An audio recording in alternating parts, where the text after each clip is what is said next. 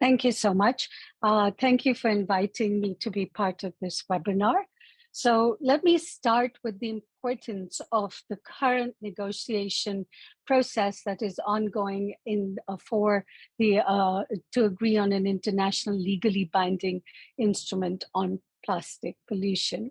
So at the resumed session of UNEA 5, which took place last year in February, March, member states adopted a very, very historic resolution called End Plastic Pollution towards an international legally binding instrument.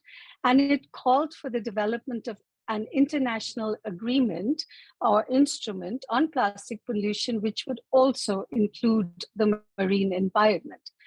The member states, noting with concern that the high and rapidly increasing levels of plastic pollution represent a serious environmental problem at a global scale, called for the UNEA resolution to convene this intergovernmental negotiating committee and to develop this legally binding instrument that we're talking about right now. And they specified that the instrument could include both binding and voluntary approaches and should be based on a comprehensive approach that addresses the life cycle of plastics. At the request of UNEA, the INC began its work during the second half of 2022, and we have an ambition, and we will do so, to complete our work by the end of 2024. A preparatory open-ended working group, which took place in May last year in Dakar, recommended that we have 5 rounds of negotiation. So as some of you know, the first session of the Intergovernmental Negotiating Committee took place from 28 November to 2nd December 2022 in Punta del Este, Uruguay. During this meeting, both member states and stakeholders reiterated their desire to have an instrument that addresses the full life cycle of plastics, that protects human health and the environment, and with a special attention paid to the unique circumstances of those countries most in need. There was a strong engagement and participation at INC1. We had over 1,400 delegates from 147 member states and the EU, of which 126 attended in person. And we had many delegates from NGOs, civil society, scientists, and the private sector. The INC1 mandated the Secretariat to prepare, under the guidance of the chair of the INC, a document with potential options for elements towards an international legally binding instrument based on a comprehensive approach that addresses the full life cycle of plastics, as called for by the UNEA resolution. And this had to be made available for consideration by the committee at the second session. I am pleased to say today we have uploaded an advanced edited version. The language version should come in 1 week, but an advanced English version is available as of a few hours ago. So how was it prepared? There was a call for written submissions, which was launched by the Secretariat.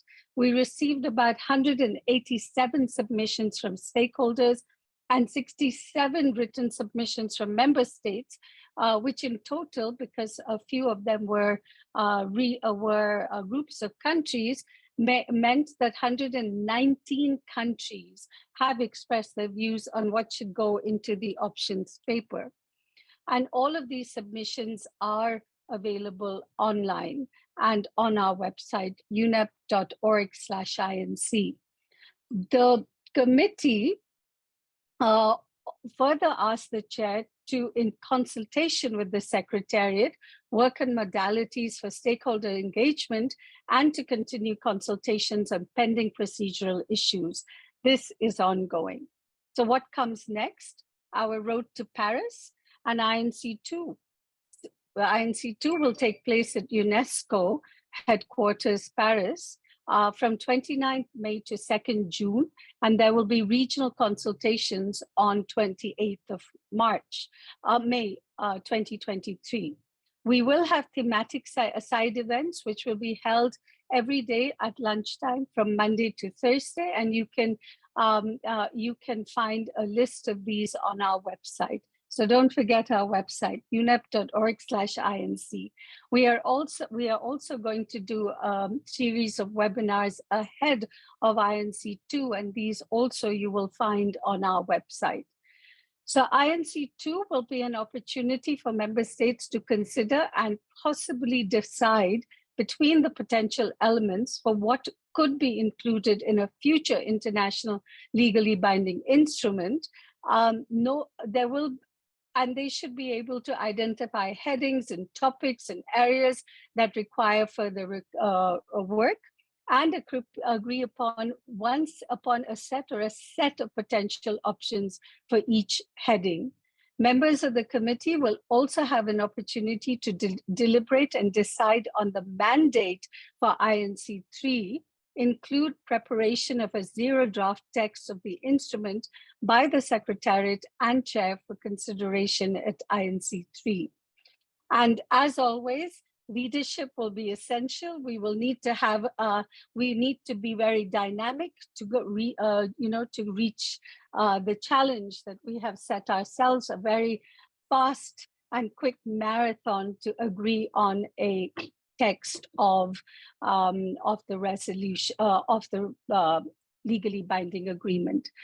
So on the note of stakeholders, the UNEA resolution highlighted the need for stakeholder engagement in the instrument, requesting for provisions to encourage action by all stakeholders, including the private sector, and to promote cooperation at local, national, regional, and global levels, and to initiate a multi-stakeholder action agenda.